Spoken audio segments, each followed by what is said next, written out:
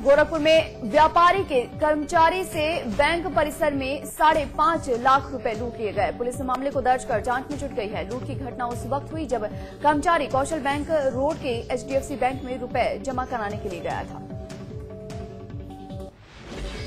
प्रदेश में हो रही लगातार बारिश से फर्रुखाबाद के गंगा और रामगंगा का जलस्तर लगातार बढ़ता जा रहा है। गंगा और रामगंगा हर साल अपनी तबाही मचाती है और पिछले दिनों नरौरा से गंगा में छोड़े जा रहे पानी के कारण राजेपुर इलाके के नहरिया गांव के मकानों का कटाव तेजी से हो रहा है। चंपावत जिले में भारी बरसात के चलते जनजीवन अस्त व्यस्त हो गया है। नदी नालों के उफान में होने के कारण कई सड़क और संपर्क मार्ग भी टूट चुके हैं। सड़कों पर मलबे के चलते आवागमन को रोक दिया गया है। अभी तक किसी प्रकार की जानमाल के नुकसान की जानकारी नहीं मिली है। यूपी में चारों तरफ पानी ही पानी है और ऊपर से हो रही लगातार बारिश और साथ ही कटान कर रही नदियां। घाघरा नदी भी इस बार उफान पर है और ईसानगर के कई गांव इस नदी की चपेट में आ गए हैं। गांव के सैकड़ों लोग पलायन कर रहे हैं। बदायूं के बिसौला गांव में आशीषपुरी नाम का एक बाबा पिछले 16 दिन से खड़े रहकर तपस्या कर रहा है। बाबा की ये तपस्या न्याय के लिए है। दरअसल कुछ दिन पहले गांव के मंदिर के महंत देवानंद के साथ गांव में कुछ लोगों ने मारपीट की थी, जिसको लेकर ये बाबा तपस्या पर है। सहारनपुर के सदर थाने में पहुंची एक प्रेम दीवानी ने अजब तमाशा खड़ा कर दिया। अपनी मांग में लड़के के नाम का सिंदूर और हाथों में सुहाग की चूड़ियां सजाए ये प्रेमिका थाने में प्रेमी और पुलिस के सामने कह रही है कि अगर वो अपनी जिंदगी गुजारेगी तो इसी के साथ गुजारेगी। सोनभद्र के घोरावल इलाके में चकबंदी में हुई धांधली को लेकर प्रशासन ने आखिरकार जांच के आदेश दे दिए हैं। घोरावल ब्लॉक में 1995 में हुई चकबंदी में जिंदा लोगों को मृतक दिखाकर भूमाफियाओं ने दर्जनों लोगों की जमीन हड़प ली थी। 10 अगस्त को होने वाली श्री कृष्ण जन्माष्टमी पूजन उत्सव को लेकर तैयारी शुरू हो चुकी है। कृष्ण जन्मभूमि मथुरा में भी तैयारियां जोरों पर है। कृष्ण जन्म स्थान को चारों तरफ से सजाया जा रहा है। नोएडा शहर में रविवार को एस्कॉन टेम्पल की तरफ से जन्माष्टमी के मद्देनजर एक शोभा यात्रा निकाली गई। ये शोभा यात्रा सेक्टर 18 स्थित गुरुद्वारे से शुरू हुई और शहर के कई इलाकों से होते हुए सेक्टर 33 स्थित एस्कॉन मंदिर पर खत्म हुई।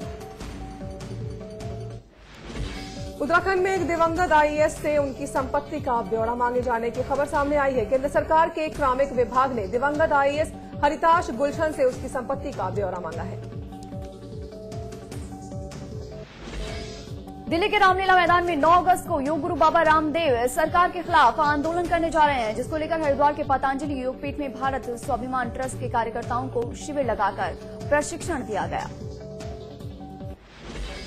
देहरादून में बन रहे DPS स्कूल के निर्माण में उठे विवाद पर समाचार प्लस की खबर का असर हुआ और इस मामले में चल रहे विवाद के जांच के आदेश दे दिए गए। सूबे के शिक्षा मंत्री प्रसाद नैथानी ने विवाद के जांच के आदेश दिए हैं। उत्तराखंड में एक बार फिर बिजली का संकट गहरा सकता है, क्योंकि प्रदेश में बिजली के चलते बारिश के चलते सभी नदियां उफान पर हैं, जिससे नदियों के पानी में सिल्ट की मात्रा काफी बढ़ गई है और ऐसे में उत्पादन परियोजनाओं में ठप हो रहा है। पिछले दिनों लगातार बारिश होने से टिहरी बांध के लिए वाटर का लेवल 796 MRL पहुंच गया और गौरतलब है कि भागीरथी नदी से 945 क्यूसेक और भिलंगना से 425 क्यूसेक का डिस्चार्ज हुआ है, तो वहीं बांध प्रशासन द्वारा 560 क्यूसेक पानी छोड़ा जा रहा है। अनुराधा वाली उर्फ फिजा की संदिग्ध हालात में मौत हो गई। फिजा का शव उनके मोहल्ले स्थित बंगले से मिला है। शव को देखकर बताया जा रहा है कि ये 4-5 दिन पहले ही फिजा की मौत हो चुकी थी।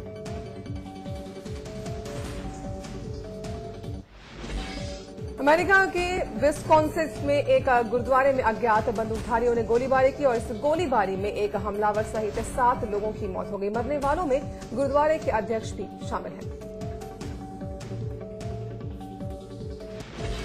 अमेरिकी अंतरिक्ष एजेंसी नासा का सबसे हाईटेक मार्स रोवर क्यूरियोसिटी मंगल की सतह पर उतर गया है। भारतीय समय अनुसार करीब 11 बजे इसकी लैंडिंग हुई। इसे दुनिया का सबसे महंगा वैज्ञानिक मिशन माना जा रहा है। इस मिशन में कुछ भारतीय वैज्ञानिक भी शामिल हैं।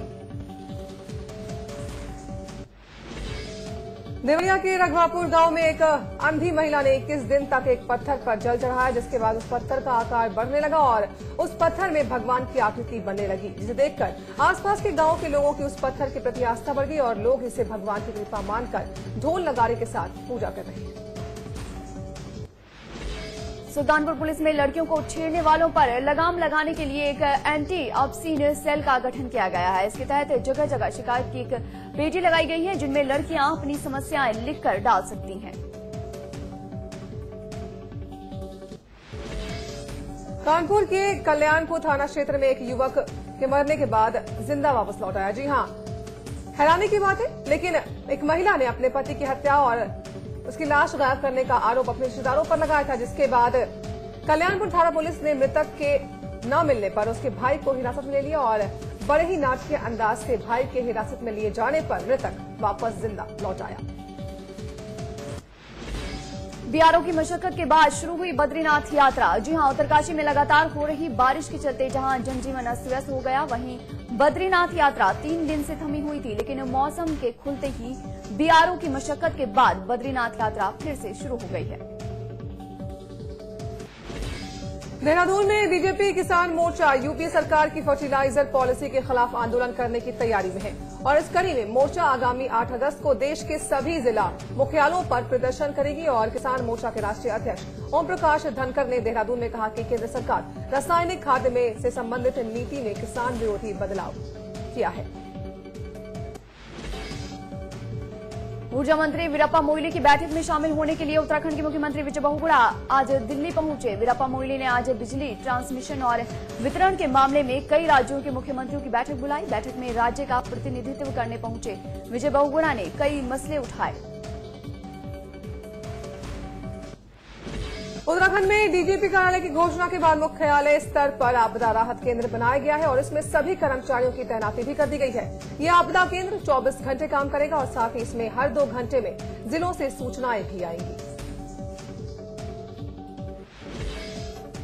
बालकृष्ण फर्जी पासपोर्ट के मामले में सह अभियुक्त प्रधानाचार्य नरेश द्विवेदी ने देहरादून कोर्ट में सरेंडर कर दिया है, जहां कोर्ट ने द्विवेदी को न्यायिक हिरासत में भेज दिया है। अब द्विवेदी को पेशी 13 अगस्त को बालकृष्ण के साथ ही होगी।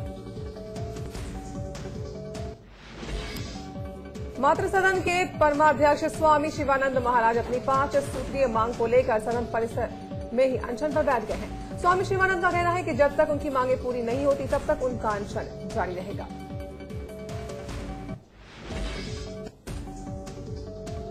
सूबे में ओवरलोडिंग पर राज्य सरकार ने सख्ती दिखाई है। सूबे के परिवहन मंत्री सुरेंद्र राकेश ने इस मामले को गंभीरता से लेते हुए ओवरलोडिंग पर नकेल कसने के निर्देश जारी कर दिए हैं। परिवहन मंत्री ने कहा कि अगर ओवरलोडिंग पर लगाम नहीं लगाई गई तो आरटीओ और एआरटीओ के खिलाफ कार्रवाई की जाएगी। गोपेश्वर में लगातार बारिश से स्पोर्ट्स स्टेडियम की दीवार ढहने की कगार पर पहुंच गई है। स्टेडियम के पास रहने वाले सभी घरों में दरार पड़ चुकी है और रास्ते पूरी तरह से क्षतिग्रस्त हो गए हैं।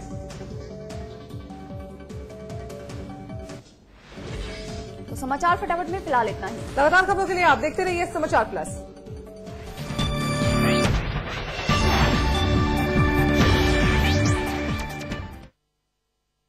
मॉम, आज खाने में क्या है? लौकी।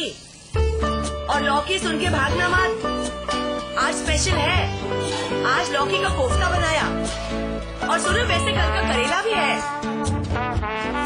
अरे तुम कहाँ जा रहे हो? वो आज मीठे में क्या है? वो करेले की। करेला स्पेशल बना, दिखाता ही नहीं। खाने के बाद मीठे में कुछ मीठा हो जाए।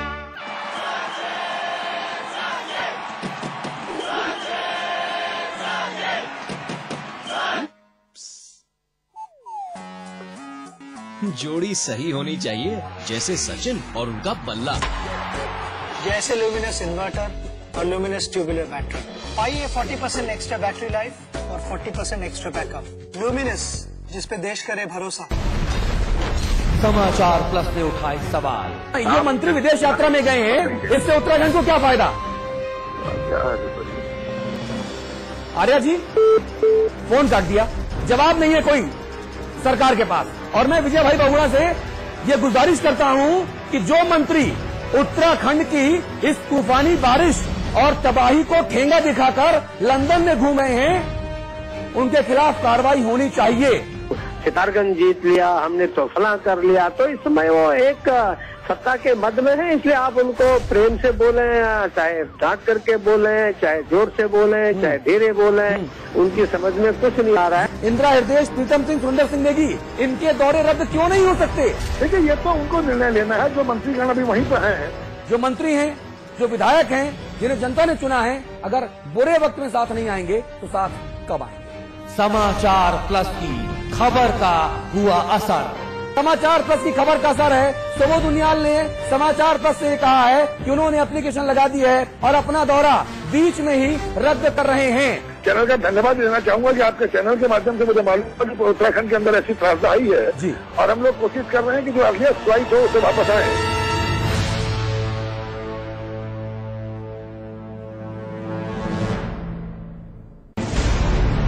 मीडिया का एक महारथी जो बखूबी समझता है सत्ता के मोहरों की हर चाल, जिससे कभी छिप नहीं सका राजनेताओं के दिल का हाल, जो जानता है हर सच को सामने लाना, जिसे जनता ने भी अपना प्रवक्ता माना। देखिए अमिताभ अग्निहोत्री को सिर्फ समाचार प्लस पर। खबर वही जो हमने कही।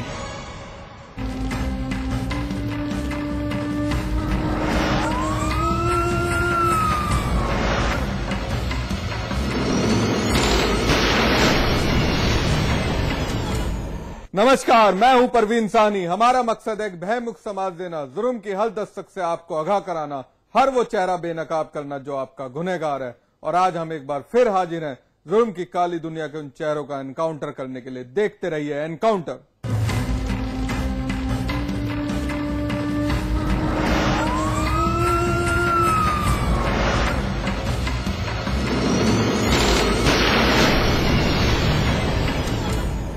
दोनों का गुरु शिष्य का रिश्ता था। गुरु का दिल्ली में दूध का कारोबार था, लेकिन फिर भी तंत्र मंत्र करना और उस पर विश्वास करना उनकी आस्था थी। दोनों गुरु शिष्य दिल्ली से गांव आए हुए थे, लेकिन उन गुरु शिष्य का कब कत्ल हुआ और कब उनकी लाश खेत में लटका दी गई, किसी को भनक तक नहीं लगी। गुरु शिष्य की जोड़ी, तंत्र मंत्र का जाल, दोनों की कर दी गई हत्या, किसी को नहीं लगी भनक और कत्ल कर दोनों की लाश दी गई लटका। बारिश में जमीन पर पड़ी सफेद कपड़े से ढकी लाशें देखकर आप भी सन्न रह गए होंगे।